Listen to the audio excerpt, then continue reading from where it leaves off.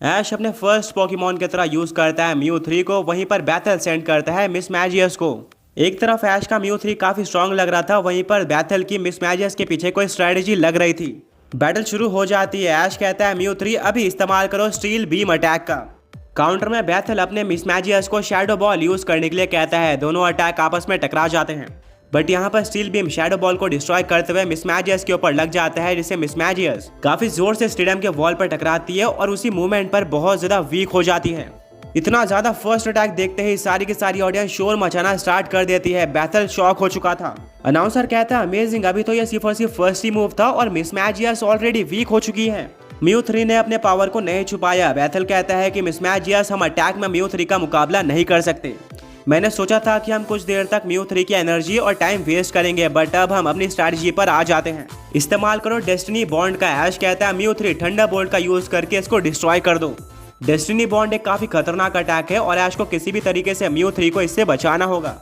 Mu 3 का Thunderbolt काफी strong था, जिसका यूज करके वो डेस्टिनी बॉन्ड को पूरी तरह से डिस्ट्रॉय कर देता है और इस अटैक से बच जाता है। ब्रॉक कहता है कि मिस मैजियस आगे भी इन्हीं सारे अटैक्स का यूज करने वाली है। सैना कहती है तुमने बिल्कुल ठीक कहा, मिस मैजियस का टारगेट सिर्फ और सिर्फ म्यू 3 के ऊपर एक अटैक हिट करना है। इसके लिए अगर वो बैटल हार भी जाती है तो भी कोई दिक्कत की बात नहीं है। ऐश कहता है म्यू 3 हम जितने देर तक मिस मैजियस को बैट फील्ड में रखेंगे उतने देर तक उसको चांस मिलेगा हमारे ऊपर अटैक करने का, एंड उसका एक अटैक भी हमारे लिए काफी डेंजरस हो सकता है, इसीलिए यूज करो अपने सिग्नेचर अटैक स्टील स्ट्राइक का। बैथल, पूरी पोकेमॉन ऑडियंस और अनाउंसर ने इस अटैक के बारे में सबसे पहली बार सुना था। ये psychic type move side strike से काफी सिमिलर लग रहा था, मानो कि ये उसका स्टील वर्जन हो। म्यू 3 एक काफी ज्यादा बड़े स्टील के स्पीयर को बनाना स्टार्ट कर देता है, जिसको देखकर बैथल और मिस मैजियस दोनों घबरा जाते हैं, पर बैथल को तभी एक स्ट्रैटेजी याद आती है। म्यू 3 का अटैक बिना किसी डाउट के काफी स्ट्रॉन्ग होने वाला है, बट उसको इस अटैक को यूज करने में काफी टाइम लगेगा एंड उसका पूरा का पूरा ध्यान और हाथ अटैक को बनाने में बिजी है। यही सही मौका है मिस मैजियस के अटैक करने का। ऐश भी काफी हद तक समझ जाता है कि बैथल के मन में क्या चल रहा है और वो कहता है म्यू 3 अपने आसपास एक प्रोटेक्टिव स्पीयर बना लो, जिससे तुम्हारे ऊपर डेस्टिनी बॉन्ड अटैक नहीं लगेगा। म्यू 3 स्टील स्ट्राइक अटैक बनाते हुए ही अपने आसपास एक स्पीयर को क्रिएट कर लेता है, जिससे वो स्ट्रॉन्ग अटैक से बचे रहेगा। पर मिस मैजियस और बैथल भी काफी ज्यादा स्मार्ट होते हैं। बैथल आखिरी मोमेंट पर डेस्टिनी बॉन्ड अटैक को यूज करने का फैसला बदल देता है और कहता है मिस मैजियस पेरिश स्ट्रॉन्ग अटैक का यूज करो। मिस मैजियस एक गाना गाना स्टार्ट कर देती है, जिसको मिस मैजियस और म्यू 3 दोनों सुनते हैं। म्यू 3 का प्रोटेक्टिव स्पीयर उसको डेस्टिनी बॉन्ड से तो बचा सकता था, बट इस गाने को सुनने से वो उसको नहीं बचा पाया। फाइनली म्यू 3 ने अपना स्टील स्ट्राइक अटैक को क्रिएट कर लिया था एंड वो उसको अनलीश भी कर देता है। बैथल कहता है मिस मैजियस अभी इस अटैक को डॉज करने की कोशिश करो। मिस मैजियस टेलीपोर्ट करती है, बट इस अटैक का साइज इतना ज्यादा बड़ा था कि मिस मैजियस उसको डॉज नहीं कर पाती। अल्टीमेटली उसके ऊपर ये डिवास्टेटिंग स्टील स्पीयर लग जाता है और एक बहुत ज्यादा बड़ा एक्सप्लोजन होता है।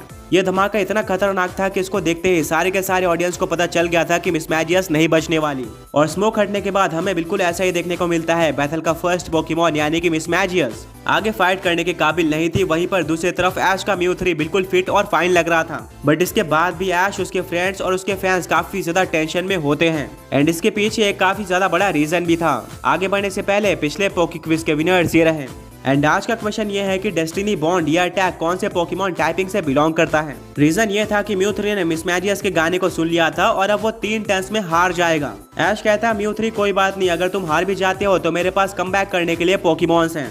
हमें ये देखना है कि तुमने कितना इजीली मिस मैजियस को हरा दिया है और अब 3 टर्न्स में ज्यादा से ज्यादा इम्पैक्ट देना है।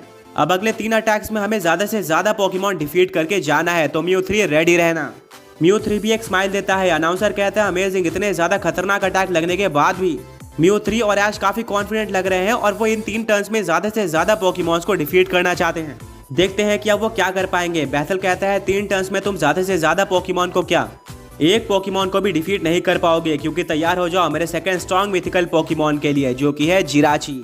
जिराची बैटलफील्ड में आ जाता है। ये एक साइकिक और स्टील टाइप का पोकेमॉन है, यानी कि ये म्यू 3 के अटैक्स को डॉज कर सकता है, जो कि एक अच्छा साइन नहीं है क्योंकि इससे म्यू 3 के टर्न्स वेस्ट हो जाएंगे। ऐश कहता है म्यू 3 हमने इस तरह के काफी सारे पोकेमॉन्स को फेस किया है और सच बताओ तो मुझे बिल्कुल भी फर्क नहीं पड़ता है।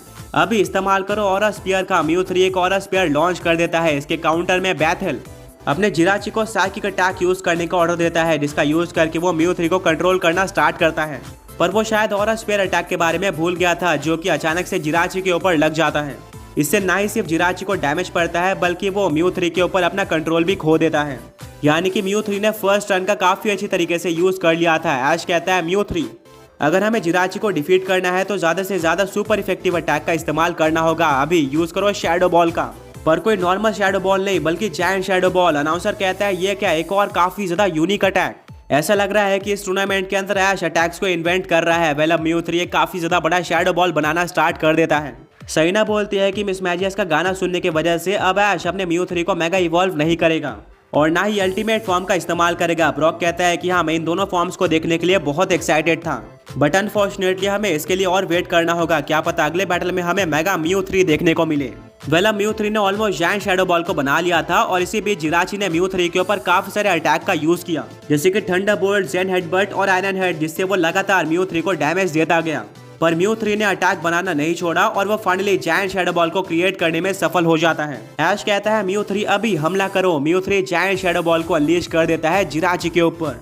इतने ज्यादा बड़े अटैक को जिराची अपने तरफ आते हुए देखकर हैरान हो जाती है, पर बैथल कहता है जिराची अभी टेलीपोर्ट करो और अटैक के पीछे चले जाओ। जिराची बिल्कुल ऐसी करती है, बट इतना ज्यादा स्ट्रॉन्ग अटैक को डॉज करने का उसको बिल्कुल भी एक्सपीरियंस नहीं था, जिसके चलते वो टेलीपोर्ट तो कर जाती है बिल्कुल सही टाइम पर टेलीपोर्ट करके वो जायंट शैडो बॉल के बिल्कुल बीचों बीच पहुंच जाती है, जिससे उसको काफी ज्यादा हैवी डैमेज पड़ता है और वो जमीन पर काफी जोर से टकरा जाती है। शैडो बॉल के इम्पैक्ट के चलते एक एक्सप्लोजन भी होता है, जिससे चारों तरफ धुआं फैल जाता है। ब्रॉक कहता है यही जिराची का एंड होना चाहिए, क्योंकि शैडो बॉल एक घोस्ट टाइप अटैक है जो कि जिराची जैसे साइकिक टाइप पोकेमॉन के ऊपर सुपर इफेक्टिव है। एंड एक जायंट शैडो बॉल जो कि म्यू 3 ने इस्तेमाल किया, इससे तो कोई भी साइकिक टाइप पोकेमॉन हार जाना चाहिए।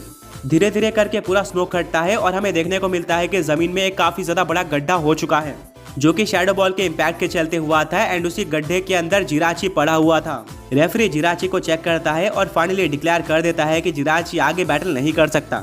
इस बैटल का विनर म्यू 3 है। ऐश ज्यादा रिएक्शन नहीं देता, बस वो एक स्माइल देता है और कहता है 2 मूव हुए हैं और एक पोकेमॉन ऑलरेडी हार चुका है, हमें अपने आखिरी टर्न का अच्छे से यूज करना होगा।